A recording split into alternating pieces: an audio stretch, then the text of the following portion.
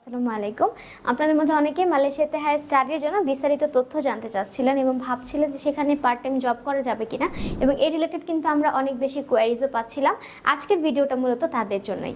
আমরা এখন মালয়েশিয়াতে হোটেল ম্যানেজমেন্ট কোর্সের ডিপ্লোমা প্রোগ্রামের জন্য ফাইল জমা নিচ্ছি, যেটাতে আপনারা যখন যাবেন, যে ইনস্টিটিউট থেকে আপনারা পড়তে যাবেন, তাই সেখান থেকে কিন্তু আপনাদের পার্ট টাইম জবের ব্যবস্থা করে দিবে। এক্ষেত্রে 3 সপ্তাহের একটি ট্রেনিং পিরিয়ড থাকে এবং তারপরে কিন্তু আপনারা সরাসরি কাজে জয়েন করতে পারছেন এবং সাথে আপনারা আপনাদের পড়াশোনা কন্টিনিউ করতে পারবেন। এবং যে জবে আপনারা যাচ্ছেন সেখানে কিন্তু স্যালারিও বেশ ভালো একটা অ্যামাউন্টের পাচ্ছেন। সেখানে মিনিমাম 1500 আরএমবি আপনারা স্যালারি পাবেন, অর্থাৎ যেটা বাংলাদেশি টাকায় যদি আমরা হিসাব করি 45,000 টাকার মতো হয়।